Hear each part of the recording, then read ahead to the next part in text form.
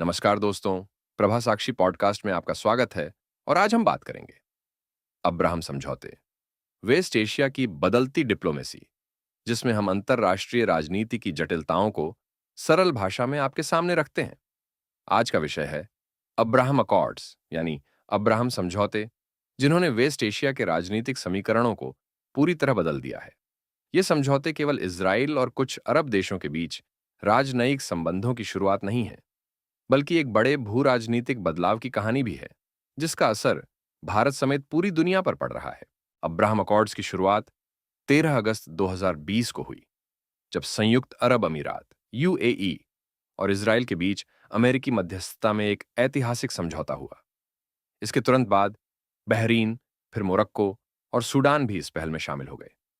इन समझौतों के तहत इन अरब देशों ने इसराइल को औपचारिक रूप से मान्यता दी, दूतावास खोले और कूटनीतिक, आर्थिक तथा सुरक्षा सहयोग की शुरुआत की। इसे अब्राहम अकॉर्ड्स इसलिए कहा गया क्योंकि ये तीनों धर्म, यहूदी, ईसाई और इस्लाम, अब्राहम को अपने पैगंबर के रूप में मानते हैं, और ये नाम साझा विरासत को दर्शाता है। इन समझौतों के पीछे कई रणनीतिक कारण हैं। सबसे बड़ा कारण है ईरान का बढ़ता प्रभाव। ईरान की परमाणु नीति और क्षेत्रीय विस्तारवाद से अरब देशों में चिंता रही है, और इसराइल के साथ मिलकर वे अपनी सुरक्षा को मजबूत करना चाहते हैं। दूसरा कारण है आर्थिक और तकनीकी सहयोग। इसराइल कृषि, जल प्रबंधन, साइबर सुरक्षा, स्वास्थ्य और स्टार्टअप इनोवेशन में अग्रणी है।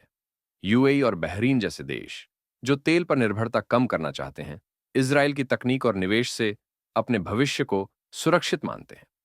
तीसरा कारण है अमेरिका की बदलती भूमिका। ट्रंप प्रशासन ने इन समझौतों को आगे बढ़ाने में अहम भूमिका निभाई, और इसके तहत अरब देशों को आर्थिक प्रोत्साहन, रक्षा सौदे और कुछ मामलों में अमेरिका से हथियार खरीदने की छूट भी मिली, जैसे यूएई को F-35 फाइटर जेट्स की डील। हालांकि इन समझौतों पर फिलिस्तीनियों और कुछ अन्य अरब देशों की तीखी प्रतिक्रिया भी देखने को मिली। फिलिस्तीनियों को लगता है कि अरब देशों ने उनके मुद्दे को पीछे छोड़ दिया है।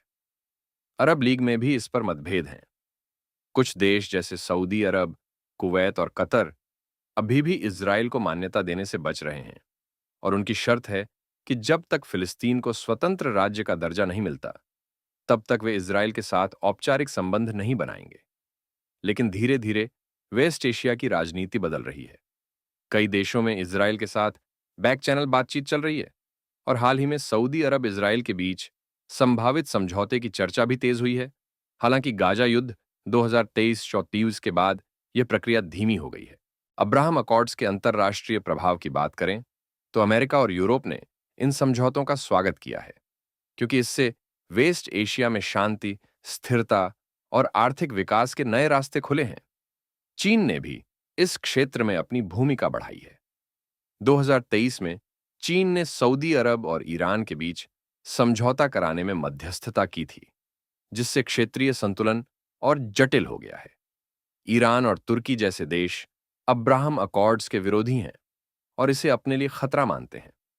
ईरान ने इसे पीठ में छुरा घोंपना कहा था, जबकि तुर्की ने अरब देशों की आलोचना की थी। भारत के लिए अब्राहम अकॉर्ड्स कई मायनों में महत्वपूर्ण है। भारत के इजराइल, यूएई और बहरीन तीनों से गहरे राजनयिक, आर्थिक और रक्षा संबंध हैं। अब्राहम अकॉर्ड्स के बाद भारत के लिए वेस्ट एशिया में व्यापार, निवेश, तकनीकी सहयोग और ऊर्जा सुरक्षा के नए मौके खुले हैं।